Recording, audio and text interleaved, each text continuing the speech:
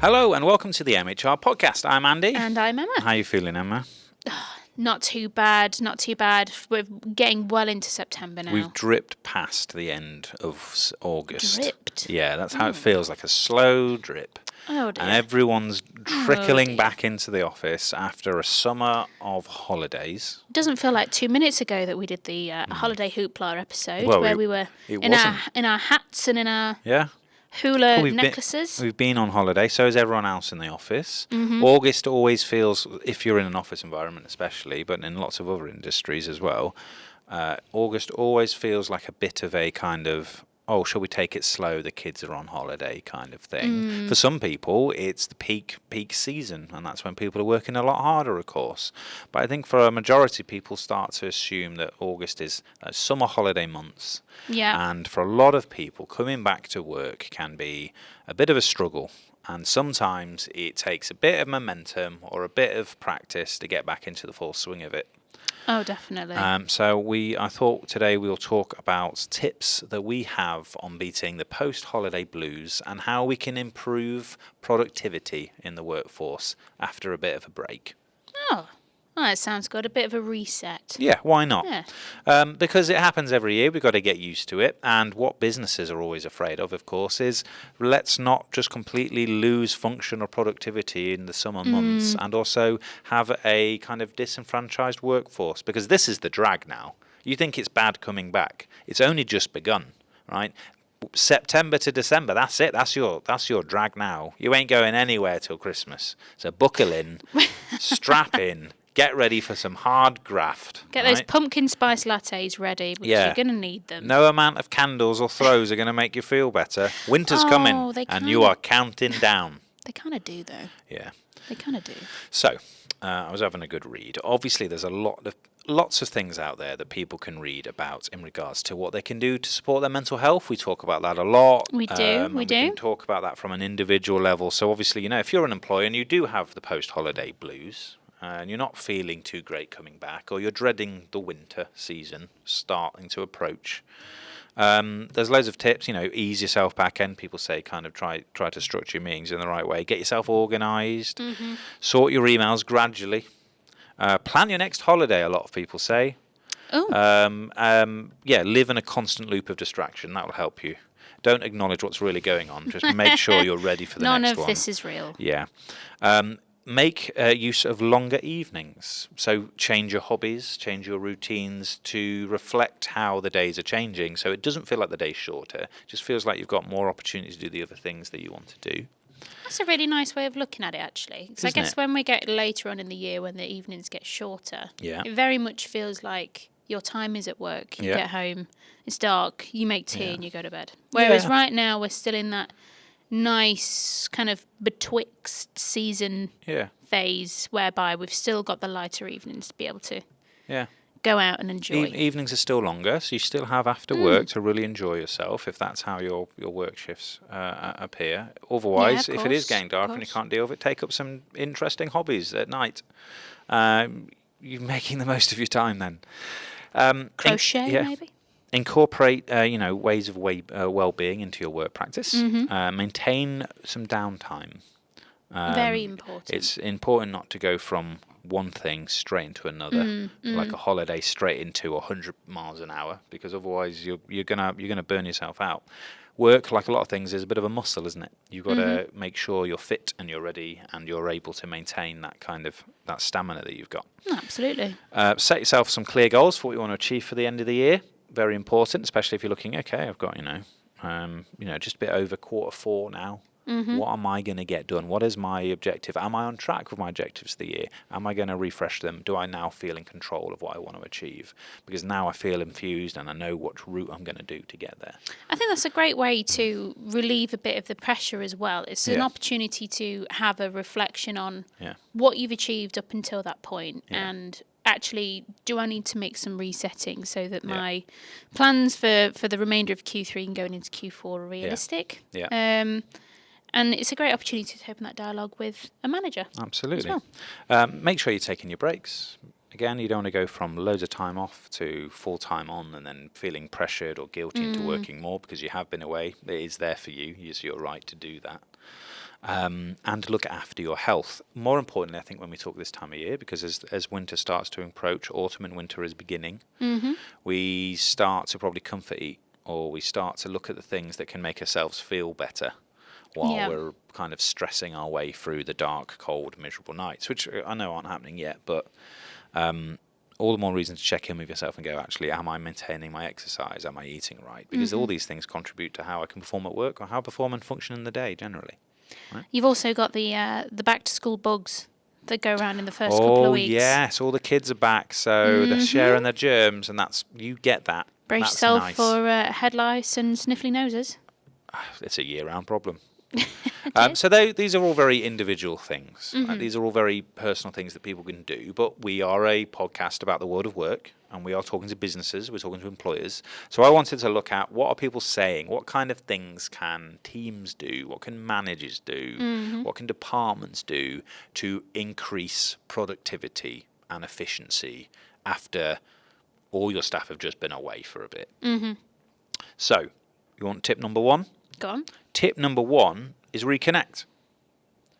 So, you've got Michael who's been away for 2 weeks, and you've got Susan who's just been away for a week after that, and you've got probably someone else in the team who's just about to go away. It's very easy for all of your teams to lose a sense of routine or structure, whether that's your weekly updates, which means as a result, all the information about what's going on is sparse, and the managers above you aren't hearing about stuff. Yeah. These can be really dangerous things, but also we start to lose sight of all our shared projects and the opportunities for us to do work together better. So reconnecting is vital. We encourage managers to go, when are my staff back? How can I use the software or the information that I've got to keep an eye on when people are away? How is that conflicting with each other? And as a result, how can I find opportunities in people's diaries to make sure we all sit down and go, oh, we're all back now. Where are we? What do we want to get doing? I think there's a couple of benefits that we've got there, haven't we? The first being that it's an opportunity to, as we said before, on a personal level, reassess what the plans and the goals are. Yeah. So that, I think quite often when you come back from a holiday, you can feel quite overwhelmed because you know that there's been work that's potentially been sat there for a couple of weeks waiting for you. You've got that opportunity to reset those boundaries. But then also you've got the opportunity to basically just fill in those returning staff members on what's been happening, so that they feel like they're back involved, they're back as part of the team, and they don't feel like they've missed out on anything. I think that's really important because it's quite easy for... certainly in an environment like we work in, for things to progress so quickly in a matter of a couple of days. Yeah. You could see a world of difference just in a few days. So just getting that, as you say, just reconnecting, filling them in with what happens so that they feel like they're up to speed and they're able to carry on with their work comfortably is really important. Okay. So you've ticked onto the next one straight away. Remind everyone of our business goals. Okay, so it is a great opportunity for everyone to reconnect and go, okay, we had this objective at the start of the year, this is where we are, or what do we need to reshuffle? How do we can set expectations? As we're coming into September now, we're coming into what we think is a bit of a last kind of quarter view of things, of the year. So actually, are we on target? Do we want to, or are we even actually looking at our plans for next year, which is even more important. Yeah. So again, on to point 3 then, is how do we set personal targets for employees? Kind of the end half of the year is really interesting for that as well, isn't it? Because I find a lot of businesses tend to look at what the development opportunities are for people in that sense. So personal targets for employees should be about, okay, this is where I am right now. I feel like I've done so far well in this year. I've hit these objectives. Have I got a case for evidencing how I can continue to grow in this company? How can I put that forward? And I think it's often a manager's responsibility to encourage that kind of outlook, and for them to go, can you come back to me with where you want, firstly, where do you want to go? Is this working for you? I mean, obviously you don't want to be working under me forever. Where do you want to go? Is this working for you? What are you enjoying? Where do you see yourself? And what do you think you need to get there? Because if we can look at that together, we can start giving you a list of things that go, okay, if I achieve that by this date, and I can see that I've got there, and everyone can put that on a system and see it, we've got a really good case for you getting that promotion, or you moving into a role that's better for you, that kind of thing. No, definitely. And I also think that it's also quite timely because the summer holidays goes, kind of just beyond that halfway point. It's a nice little kind of stopgap, I guess. So like we discussed at the start of the year in our kind of New Year, New Us podcast, talking about setting expectations for the year. It's a good opportunity to reflect on those and think, right, what have I got left and what do I want to achieve by Christmas? Because that's a nice stopping point. Yeah. And I think that when you get back from the holidays, as you say, unfortunately, we all tend to get stuck in the office at that point and from now until Christmas. So what can we do to really ensure that we hit those targets and we achieve those personal milestones? Yeah. So the other one then, in regards to that, it kind of relates to it actually, is if you're setting personal targets, you've also got to remember to celebrate the wins that you make.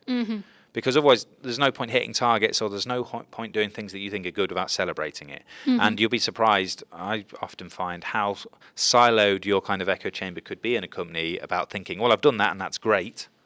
But actually no one else knows about it. Yep. And what you might take for granted as we've done that is not something that anyone else may be aware of. You have to celebrate, what's working. And it's also a great way of building up momentum and morale in the team, isn't it? Like, great, okay, it's day one. We've already done that. That's great today. Let's take that away and use that to drive us tomorrow. We're going to keep doing this. We're going to keep feeling better. And everyone's feeling like we're getting into momentum again. Yeah, it's a great way. It's a great way to make your team feel valued and appreciated. And that isn't just by talking to them, in person and highlighting the work that they've done. But you can also use things like, your people platforms to make those bigger announcements. Yeah. As you say, taking it out of that echo chamber and really celebrating as a business the successes that your team members have had, your departments have had, and really sharing that across the business to get that morale and that confidence up for the rest of the year. So what does that mean for managers then? That means about recognising the fact that these things happen. It's about telling that employee who might take it for granted that you've seen it and gone, that's great what you've done there. You've already come back. You're already on fire. You've smashed that target. I want you to know that. See it. That's brilliant. And then the next phase is going, all right, well, I've told you. Now I'm going to tell everyone else how great you're doing. And as a result, how much the wider department or the team or the company has all chipped in to help that, and this is how we should all be helping each other. Great. Let's get a bit of good news after the holidays. Let's give ourselves a bit of a push. Yeah. And so the next one I want to talk about was, and this is very big for a lot of companies, whether you have maybe kind of a sustainability program or you have a community outreach program, or just any kind of additional values you think your organisation is links in terms of its local economy or its local culture, is volunteering and giving back. The end half of the year tends to be a lot more of a traditionally, I tend to find charitable half of the year. And this can be a really fantastic way of motivating teams to come together, to work together on something that might not be firstly about the immediate day-to-day work, but also collaborate and do something that they think is good or aligns with their values and feels like they're giving back to a wider community than there's just the work. It's a really good culture building exercise. And businesses can do a lot to help that. Not only is it a good chance for a business or a department to go, this is something that I actually care about in my personal life. It's really important to me. And as a result, I would like the team that also share those values to go out and do something. It's not related to work. It's not related to a KPI. I just want to show that this business cares about it. Yeah, exactly. And as you say, it takes away, again, it alleviates some of that pressure of, right, it's time to come back and we just need to get our heads down and work as much as we can. But because actually we are humans, we care about our environment, we care about the wider world around us, and we as people have a social responsibility to do more. And I think it's a great thing for businesses to encourage their team members, their workforce to do more of that. And it's a nice way to get back in, as you say, reintroduction to teams, and just getting that collaborative spirit. Cool. So the next one is, again, links to it, is about creating a positive workplace culture. So one of the more long-term approaches, rather than a short one, like quick wins, is creating a positive, friendly and open workplace where you're also creating an environment that people can look forward to spending time in. Because people will go, oh, I'm on holiday, I can't wait to be on holiday, I can't wait to go, I can't wait to do this, I'm going to do that. And then, of course, the flip side is, oh, I'm not going to do this anymore, I have to go back here. Well, if you have a culture where it's like, oh, you know what, I really like my team, I really like what we do, I really like what we talk about, I really like what the kind of the vibe we've got in the office, you know what? Obviously, I want to stay on holiday, but I'm looking forward to seeing them again. I'm looking forward to doing that project. I'm looking forward to doing this because I care about it. If you can harness that, you're going to really eliminate those post-holiday blues sinking in. That's very true. I mean, issues aren't helped when you have somebody that comes back that's feeling in quite a negative attitude because they've come back from annual leave. Yeah. So creating an environment where they don't need to get the Sunday scaries. Yeah. Whereby, you're never expected to enjoy every minute of every day at work. A job is a job. But it needs to be an environment that you feel comfortable and happy in. Yeah. And there are many things that businesses can do to encourage that. So, having open communication, prioritising, inclusivity, and creating those social opportunities as well is really important. Absolutely. And that links in with all the scope of employee experience, isn't it, that businesses and HR departments need to offer or think about is how are we hiring the right people? How are we attracting the right people so that culture is kind of nurtured? But also, how do we take people on a journey through change if maybe they've been in the organisation a very long time, but we know there might be an element here that we think is a bit toxic or we're worried about is struggling to carry on in the same way. So we're going to try and bring in change. How do we do that as a team? How do we communicate change? And how do we make sure we're getting the best out of people rather than creating negativity pits? No, definitely. And then the last one I thought we could talk about was focusing on year-round gratitude. How do you feel about that? As cringy of a term as it is. It is a cringy term that I've just read there, but I think it's interesting. It's very powerful. Yeah. We've just been talking there about recognising those that have performed well, and recognising the great work that people have been doing, but that shouldn't necessarily only be used as an incentive when you're trying to, give those kicks up the bum to get going for the next quarter or something like that. It's important that we continue, as a business, we continue to encourage that gratitude and that graciousness of, you're performing really, really well. Yeah. And again, that can be an individual, that could be, a team, that could be a department. Yeah.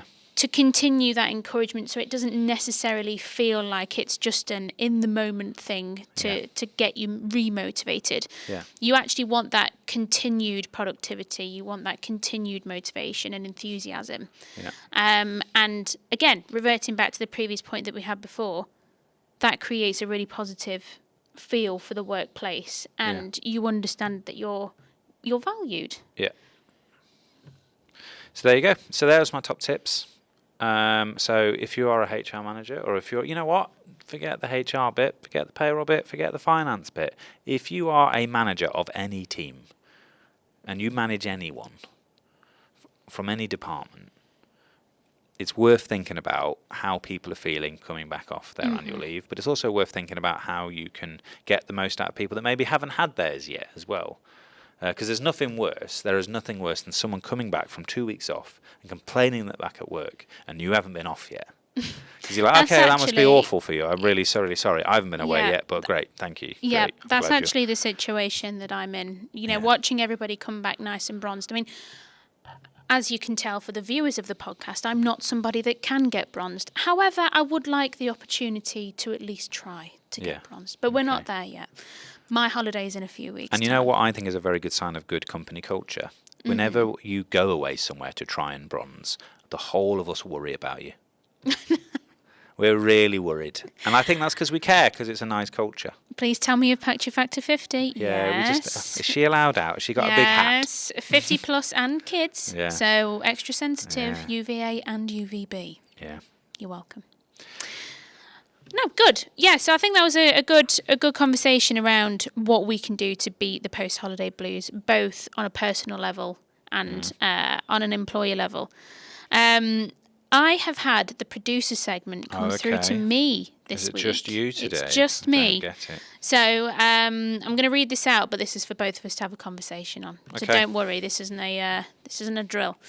All right. So this is from assistant to the producer Tom, who this week has signed off his signature as top tier Ryanair bargain hunter.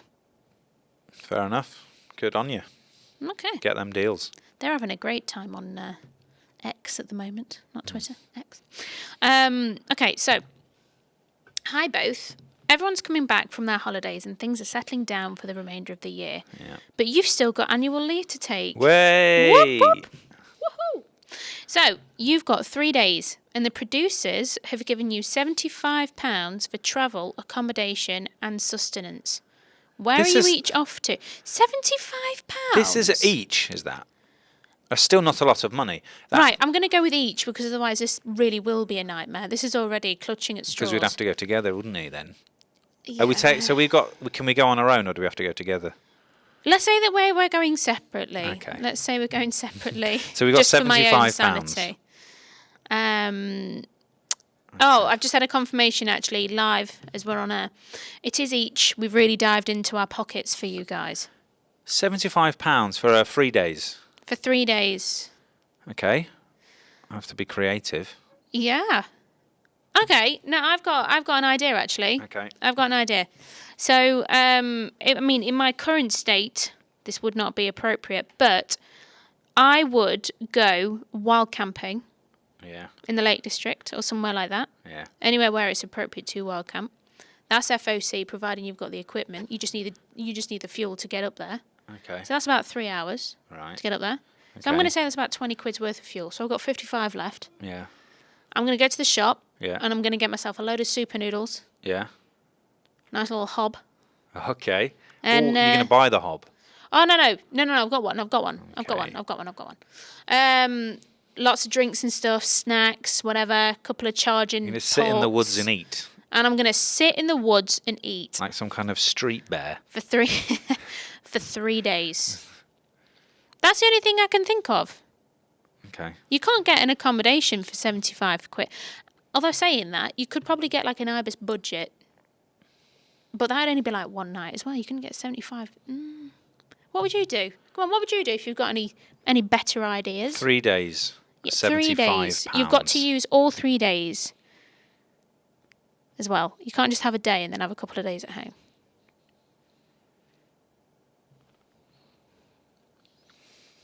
This is hard. You can't have my camping in the woods idea. That's taken. I need some time on this. I'm already having my chicken and mushroom pot noodle. My 4th one of the day because that's all I can afford. You boil a lot of water. I know. It's a good job I've got my water filter with me. 3 days. I can't think. I need a minute. He's signed it off as Adventure is Out There. Does that give you any inspiration? So they're obviously thinking outdoors. £75. Yeah. You know what I'd do? 3 days off. 75. I can't really afford to do much. No. I think this is what I do. I get assistant to producer Tom round mine. We put the extended version of Lord of the Rings on. He's never watched it, but he's seen the memes, so he needs to know. We rinse £75 on alcohol and takeaways. He's not consented to this. He's just. Would that take you to 3 days? Would that take you to 3 days though? Thinking that's a day. It's a day and a half, isn't it? Half. Scrap that. That's not my answer. But I like the idea of him not consenting and just being like, I've been trapped at Andy's for 3 days and I didn't have annual leave. Sounds a bit ominous, that, Andy. Yeah, but it's something we were planning on doing. I can't think of any ideas.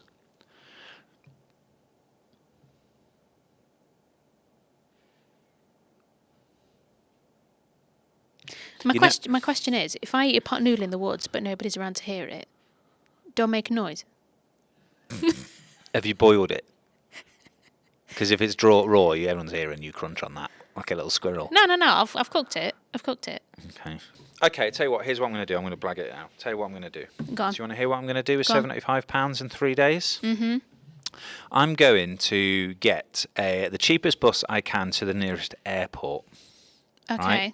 I'm going to pack a bag for 3 days worth of stuff and some emergency boxes just in case. Just emergency pants. And we always bring more socks. You always have to overpack. And boxes. That's just a rule. It is, yeah. And then I am going to try and blag myself onto a flight anywhere with a lanyard and confidence. Okay. And then I am literally, or I will literally, I've got probably £50 left at this stage. I'm going to just buy the cheapest return I could possibly get for £50, and I'm going to just try and hustle my way around a holiday. I'm just going to try and make it happen. I feel like as long as I'm in somewhere pretty safe, I can't die. Visit an airport and come back. Yeah. No, I'm going to go out the airport on a plane somewhere. Okay. But that's it. I don't know. I think you want to try and do a jailbreak situation? Yeah, I think I would. See, I don't think you could do it. You think I'd die? Yeah. You think I'd die straight off, wouldn't you? Yeah. I think I could get to East Midlands Airport pretty tidy. And I think I can get a bus there that's like £5. Yes, yeah, we are on a bus route. Yeah. Yeah. And then I'd get on what's the cheapest flight from East Midlands Airport? It'd be something like Dublin, wouldn't it? Yeah. Or I'd do that. And then I would wear a business suit, and I would pretend I was there for a series of conferences, and I would basically Just go and sit in hotel lobbies. Yeah, I would go to all the hotels and the lobbies, and when they have the business event on, I just have my generic black lanyard on, and I'd be like, yeah, I'm with that delegation. And I'm telling you, they never check. I'd eat for free for all of those 3 days. Have a Regina Phalange name tag. Yeah, and my aim would be good to go. By the end of the 3 days to at least keynote speak to one of the events. That's ambitious. That's what I'd do. That's ambitious. Because I didn't choose this holiday, but I will maximise my employability with it. Thank you for the £75. Yeah. You done? Happy with that? I'm not. But it's happened. And that's your fault. But that's how it is. Oh, dear. Well, that's all we've got time for. Emma's is usable. Yeah. That is all we've got time for this week on the podcast. Thanks as always for listening. If you do want to find out more about what we do, please visit our website www.mhrglobal.com. We are also on all of the social media channels. And signing off now. I've been Emma. I'm a bit. Oh, wow. And that's been Andy. We'll see you next week. No, we need to do an outro. We're not doing that. We are. No, we're not. And I've been Andy. Bye-bye.